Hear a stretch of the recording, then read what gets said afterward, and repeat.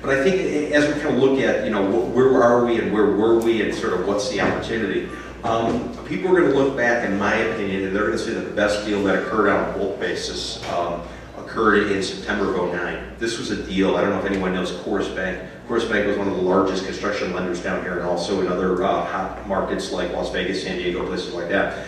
Coors Bank, right before they got shut down, they sold a note on a project called the Caribbean. The Caribbean is up on 38th and Collins Avenue. They sold that note. It's hard to pinpoint for sure, but I know the guys who bought it. These buyers came in at about $330 a foot. Let's just say that for conversation. And in order for them to do the deal, they had to go hard with 10% of the purchase price, which is roughly about 53 to 55 million. They had to go hard day one, meaning non-refundable. 3 days later, they closed. And the reason they closed in 3 days is they were afraid the FDIC was going to shut down this bank and they wouldn't be able to get the deal done before they could ultimately take it. Now, lo and behold, they ended up stealing the crown jewel out of the Starwood portfolio. Starwood thought that they were going to come in here, they were going to get this whole nice Coors portfolio. These guys out of New York came in here, they took it. They took it, they pumped some cash into it, they took it to market to second home buyers, to investors, to people from up north who want to kind of have their dream residence out here.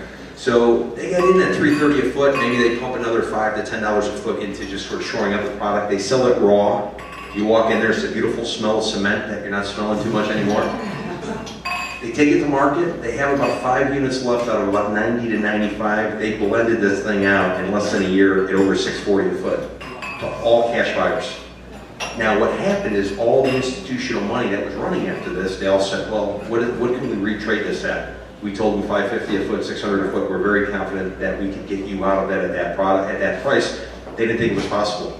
Every time they come down here, I'm making a point when we go to the W or we go to Prime 112 and pull out the spreadsheet and show them what this stuff sort of retraded at. So kind of the point of the story is this market is turning. There was a lot of pessimism about what was going to happen in South Florida, a lot of pessimism about what would happen in downtown. And really as it's turning, you're starting to see newly converted buyers who thought before that it was all going to go to hell and they were going to buy for less than $100 a foot. They're now starting to come to grips with what the real new pricing is.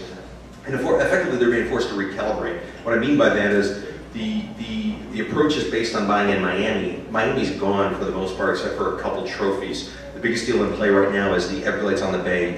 685 units. Bank of America's in for about $205 million. Thing will probably trade for about $150 million or so. Bank of America will take about a $50 million hit. Once that goes, that's like seeing the last of the woolly mammoth. You're not going to see something like that again because there's nothing with what the New Yorkers call tonnage. Tonnage is size, scale, something I can buy, I can retrade, and I can take some time to sort of move that product. So as that's going, we're being forced to go elsewhere. I've been spending more and more time in West Palm Beach. I live in Miami Beach.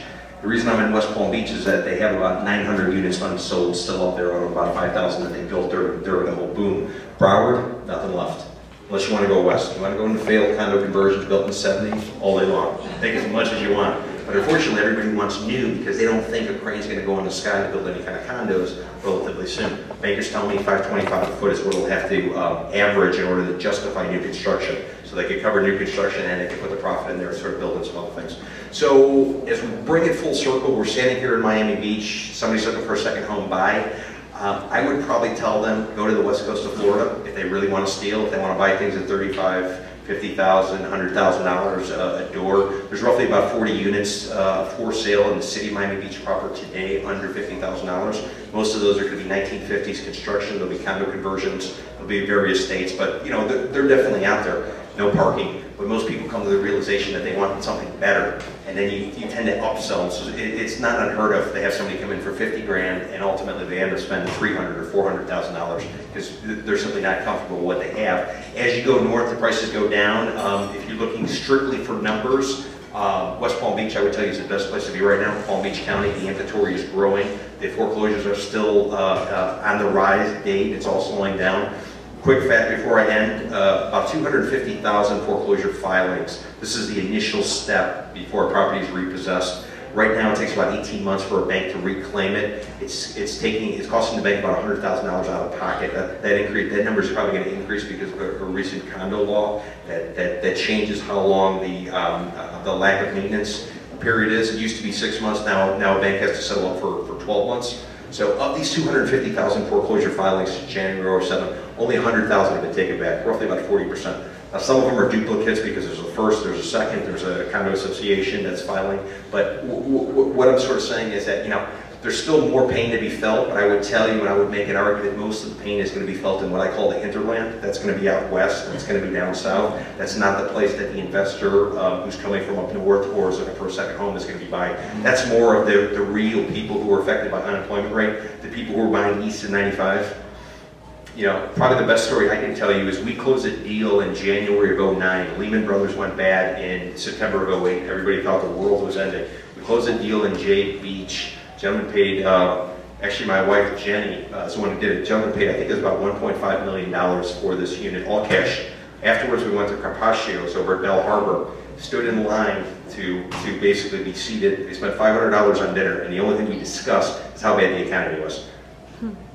So that's kind of the reality of South Florida. People want to be here, they want to buy here, there's opportunities here, but now if you want to get into South Florida, especially South Beach, or increasingly the other side of the causeway down to Miami, you're going to be forced to pay. If they don't want to pay, they're being forced to go to the West Coast, or they're being forced to go to Broward, and increasingly Palm Beach, and then after that it'll really be the Treasure Coast, St. Lucie, Indian River, and Martin counties. So with that, I will finish up, and I'll turn it over to Bob, but I think Bob's going to be talking about the financing aspect.